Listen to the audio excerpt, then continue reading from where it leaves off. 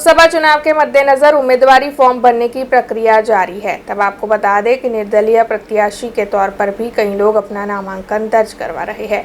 उसी के तहत वडोदरा के नीलेश वसईकर की ओर से भी आज वडोदरा जिला कलेक्टर कचहरी पर अपना नामांकन दर्ज करवाया गया है और साथ ही लोकसभा चुनाव के मद्देनजर उनके क्या क्या एजेंडे रहेंगे इस बारे में भी उनकी ओर से जानकारी दी गई है।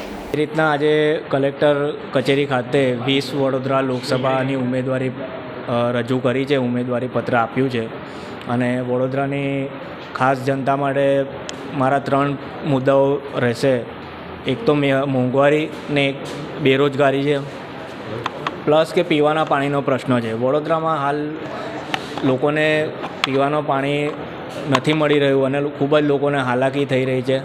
છેલ્લા આજે નળિયાથી તળિયા સુધી જ્યારે ભાજપનું શાસન હોય તેમ છતાં લોકોએ વિશ્વાસ કરીને આજે એ લોકોને મત આપ્યા હોય, આજે વિશ્વાસઘાત થઈ રહ્યું છે એવું લાગી રહ્યું છે। કોંગ્રેસની વાત કરીએ તો ક્યાંય દેખાતી નથી કોંગ્રેસના ઉમેદવારની વાત કરીએ તો વડોદરામાં એ સ્થાનિક છે જ નહીં, પોતે પણ મત નહીં આપી શકે। પ્લસ કે ભાજપના ઉમેદવારની વાત કરીએ તો એ તો મૂળ પોરબંદરના છે। એટલે ક્યાંક ને ક્યાંક વડોદરાના પ્રજાના હિત માટે આ લોકસભાની ચૂંટણીનું મેં ઉમેદવારી પત્ર ભર્યું છે। अब खबरों से लगातार अपडेट रहना हुआ आसान।